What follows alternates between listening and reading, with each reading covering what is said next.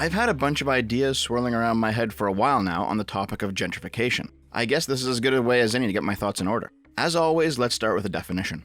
Gentrification is the process of changing the character of a neighborhood through the influx of more affluent residents and investment. It often increases the economic value of a neighborhood, but it can be controversial due to changing demographic composition and displacement of incumbent residents. The word gentrification comes from gentry, meaning people of gentle birth. The gentry were a feudal social class consisting of high-status landowners. Gentrification generally describes a situation where high-status people move into a low-status area, bring with them outside wealth, improve the location, and subsequently price out the original low-status people who can no longer afford to remain there. This picture from Mexico City is a good example. As older, cheaper buildings inhabited by lower-class people begin to age out, they are demolished and replaced with more expensive developments that the original inhabitants can no longer afford to live in. Gentrification was originally coined in 1964 by the British sociologist and urban planner Ruth Glass, where she used the term to describe what she was observing in London at the time. She paid attention to not only the economic aspects of gentrification, but also the social aspects. Low-quality dwellings that were rented out by the working class were vacated by the landlord and upgraded to be out of their price range and more attractive to the middle class.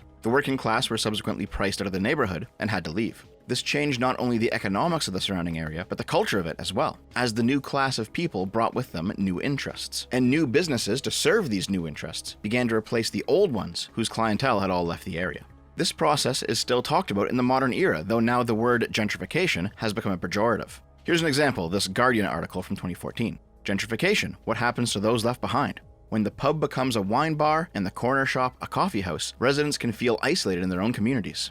The article talks about a London neighborhood where a bunch of hipsters moved in. The local pub turned into an upscale restaurant, and a convenience store turned into an expensive coffee shop. The few old residents who remained said they don't want people like me here anymore. Progressives have a very interesting relationship with the concept of gentrification, as they've simultaneously decried it for destroying local communities, especially ethnic minority ones, while engaging in the practice themselves. The hipsters who move into working class communities and change their social character, not only by existing there, but by the community's economic activity changing to fill their new demand. These people are all very inclusive, they're progressive. They're certainly anti-racist, anti-sexist, at least they proclaim themselves to be. But they're still doing the thing that other left-leaning people say is bad, that destroys the communities they move into. Here's a great example. This video went viral a few years ago. The context is that a black American man has been living in this predominantly black suburb his whole life. His family's been here for 4 generations. He's pissed off because a bunch of white progressives have begun to buy up property in the area and have changed the character of the neighborhood he remembers. I don't want any margaritas, I don't want any tacos.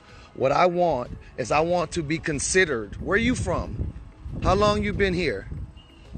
Or you can just come shut my fucking street down and don't tell me you're having a party or nothing? This is my home and I would love. Where you from? This street ain't your home. It is. Where you from? I'm from here. You're not from this street. I live in my great-grandmother's house. You a fucking lie. Where you really from? Now you running. You want to talk to me? Talk to me. Where you from? I'm trying to hang out with you. Where you I'd from? like it if you come hang out with me. Where you from? Tell me that. You don't want to hang out with me. You don't want to answer to my... I live here. Where were you raised? You weren't raised here. I was raised there. I know you weren't raised here. Be real with me if you really want to hang with me. Where are you from? Arkansas. Okay, thank you. When she says, "This is my home," she's legally in the right. She bought the property. But his point of view is that this area isn't simply a collection of individual disconnected parcels of land, it's a community. The people who live here have been here for generations, and as they've been replaced by these new arrivals, the community that existed has been pulled apart. He's actually making a replacist argument, though on a much smaller scale. It's a suburb, not a country. And it's hipster whites replacing blacks this time. But the logic's still the same. This video goes on for 5.5 minutes. The white progressives are initially very understanding towards the black guy recording the video, but as it goes on, they eventually become hostile towards him. Also, putting aside the conversation about the texture of the community for a second, what actually ended up happening here is that not only did the white hipsters move into the area, once they owned nearly every house on this specific street, they decided one day to close the street to vehicle traffic and host a block party without obtaining a permit to do so from the local authorities. They thought that because they had taken over the majority of the neighborhood and they were all in agreement, they could just do it now. The black guy recording the video is pissed that he can't get to his house, and he ends up calling the cops on them for obstructing the road. But the real conflict here is between two different ideas of what constitutes a community, of your place in that community, and what rights do individuals have that the community they're a part of continues to exist. These aren't easy questions. The individualist liberal answer actually seems kind of lacking this time. The liberal says that property ownership is a legal matter. that individuals can buy and sell their houses as they like. I obviously agree, and I don't want to see a world where this isn't the case.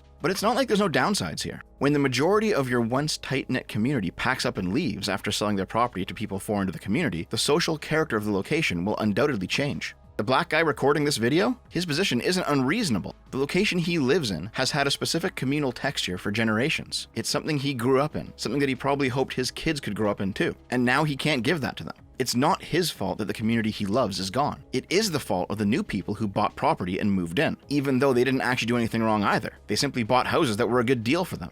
It's the people who sold those houses and left that deeply rooted community who ultimately made the choice to break it. Also a part of this conversation is the obvious progressive double standard when it comes to this topic, especially in America, where class lines often have a racial component. When whites move into a predominantly non-white area, progressives decry it as gentrification. They're breaking the local community by pushing out the original inhabitants. Their increased wealth drives up costs in the location. It's not hard to find protesters who say exactly this.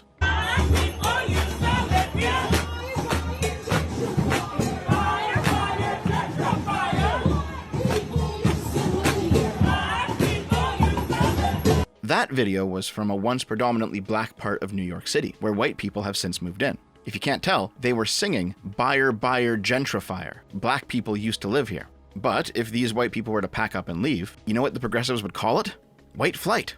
Yeah, that's another urban planning term. This time talking about when white people leave a community rather than move into it. White flight is also generally considered bad by the progs. The big reason is that it's racist. Whites don't like non-whites, and they flee away to an ethnically homogenous neighborhood where only fellow whites live. There are, of course, more serious reasons as to why white flight is a negative thing. If white people have most of the community's personal capital, and they generally do in America, the value of the neighborhood decreases as white people leave it. The shops that relied on their patronage end up closing due to decreased demand. Also, America does this frankly strange thing where the tax base of a local area determines the quality of schools the area has. If the richer people leave the neighborhood, the quality of schools go down. The people who are left in the neighborhood end up having less total social resources available to them when the richest among them leave. All that being said, it really does feel like there's nothing good that a white person can do. This is a meme that floats around right-wing spaces, and it's poking at something very real. The idea that all possible behaviors by white people are inherently racist. If a white person moves out, it's white flight. If they move in, it's gentrification. If they see color, it's racism. If they don't see color, it's ignoring racism. If they refuse to partake in ethnic culture, they're not being inclusive. If they do partake in ethnic culture, they're culturally appropriating. It really does seem like, from the progressive point of view, there's just nothing good a white person can do. Their very existence is racist. This whole conversation really is just the left eating its own again. Here's a particularly goofy example. Back in 2018, a progressive cat cafe, no, not a cat girl cafe, a cafe for cats, which is the most hipster thing I've ever heard, was attacked and repeatedly vandalized by Antifa for being gentrifiers. All you white people, get out! Get out! Get out! This is the classic white woman feminist progressive trying to build an inclusive safe space versus the radical anarchist leftist activist attacking what he views as bourgeois decadence. The former might have those progressive politics and is inclusive and soft and fluffy and all about feel-good vibes and would never be a racist or a classist or a sexist, but the latter views them as a symptom of the system they want to destroy. Here's another example of what I mean by this. This tweet went viral a few weeks ago, where the white progressive hipster says, "I moved to the city so I could take public transit to my job rather than have to drive." This is, by all counts, the correct progressive anti-suburb take. It's all eco-friendly. You're not wasting gas, you're not contributing to the spread of suburbs, destroying the local wildlife, you've properly relocated to the city center, living in the pod and eating the bugs. And then the more radical activist, with stripes of anarchism and intersectional leftism, replied to this with, "You've displaced a black family." She did all the right things. She reversed her white flight to the suburbs. But because black people used to live here, she is still a racist. She replied with, "I work to get dozens of low-income units added to the neighborhood. Perhaps you should direct your disdain at the homeowners who said LOL no." And the anarchist responded with, "I displaced a black family, but it's okay because I'm one of the good gentrifiers." This is what happens when your average progressive encounters the limits of their own morality. The anarchist is more correct here by the morals of the left. The progressive has actually carved out an exception for herself. Yes, those homeowners who rejected the low-income units are certainly to blame, but the progressive is still white and middle class. She still moved into the city and slightly drove up both property values and prices with her existence in that space. If this is something that you deem to be evil, believing in progressive politics while you do it doesn't make it good. Now, personally, I don't deem it as evil. I don't give a shit. I still ultimately believe in those liberal individualist principles. You want to buy or sell your property? You want to move around and experience new locations? You do you. That's your right. And the right to own property and freely travel across the country ultimately trump other concerns, in my opinion. That's not to say that those rights don't have negative effects, they obviously do. The black guy who's angry that his community's been replaced by white hipsters, he's not unreasonable to feel that way. But at the end of the day, the other members of his community weren't forced at gunpoint to sell their property and move on. They chose to do that. And if your reply to this is, well, that just means the buyers are actually foreign exploiters to the community, swooping in with this foreign capital and destroying it. Yeah, fair enough. But if all it took for the other community members to leave was a large enough paycheck, then frankly, it wasn't much of a community to begin with. There are other communities out there that regularly reject big paychecks because they value their traditions and the cohesion of their community over money. Groups like the Amish or the Native Americans in some places. These groups actually prefer community over capital, and they reject the big offers. The people in these gentrification examples, they didn't. The discussion between the Twitter progressive and the Twitter anarchist ended with this very interesting juxtaposition. The progressive said, Philly NIMBYs like to claim that out of control overdevelopment is displacing lower income and black residents. So here are 4 totally unrelated figures from census data for a completely innocuous and not at all controversial census tract. The included screenshots show that the neighborhood in question has lost half of its black population over the past 20 years, while the housing supply remained relatively stable. What this means is that black people are moving out of the units and being replaced with other ethnicities. This could be a gentrification thing, where poor black families can no longer afford to live in the area as the value's gone up. It could also be a black flight thing, where black people don't feel comfortable themselves living in an area where they're the minority. But the interesting bit is her use of NIMBY. This is an acronym meaning not in my backyard. It refers to a type of person who wants specific policies implemented, but they don't want them implemented around them. An example of a commonly held NIMBY position is the person who is generally pro-nuclear energy or pro-prisons, but doesn't want a nuclear power plant or a prison built in their neighborhood. The idea is that they accept the necessity of these things. They even think that they're good, but they also recognize that these things have negative side effects, and they personally don't want to be exposed to them. So they want that prison or that nuclear power plant built, but not in their backyard. When the progressive uses NIMBY in this context, she's saying that landowners in this neighborhood may understand the need for more housing, but they also understand that building more housing in their neighborhood will increase the local housing supply, filling demand and lowering the value of their property. So the NIMBYs want more housing, just not in a way that hurts the value of their houses. The progressive is giving a reasonable criticism of the NIMBY position. But the anarchist retort is a very simplistic one. YIMBYs are subhuman scum. YIMBY is the inverse of NIMBY. Yes, in my backyard.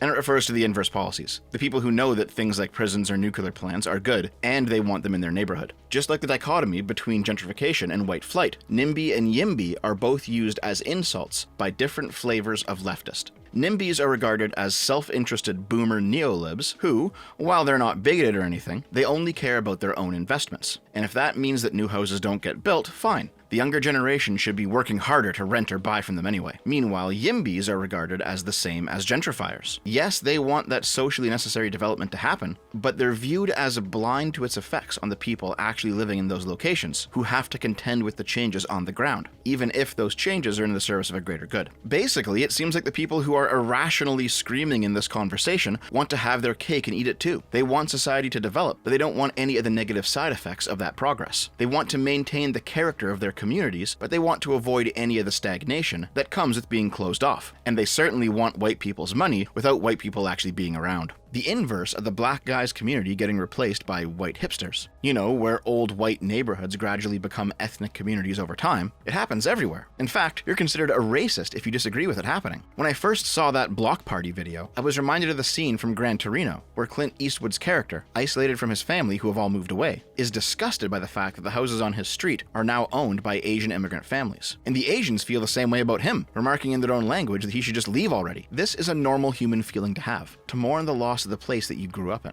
It's not suddenly racist when whites feel it, but ultimately you can't hold a community together long term based only on nostalgia. If people want to come together and form a community and pass it on to their descendants, that's great. But if people want to leave the community and pursue their own path forward, that is also great. It is bad for the community, sure, but what are you going to do? Prevent people from leaving? Are you going to violate the rights of the individual for the good of the community? And it won't even really be for the good of the community, because the individual forced to remain in it will become bitter and destructive towards it. The harsh truth is, communities thrive if people want to be a part of them. If they don't, they'll leave. This is now a larger conversation beyond the scope of gentrification. I think all of these activists who are focusing on gentrification or white flight, they're all missing the point. Yeah, I get it. Black people used to live here. You know what? If they still wanted to live there, they wouldn't have sold their house and moved. At some point, you are responsible for the things that you do. These communities fractured because your parents and grandparents let them fracture. You can be angry with them if you like. That's completely reasonable. But it's the height of narcissism and absurdity to sell your property to somebody else and then blame them for buying it.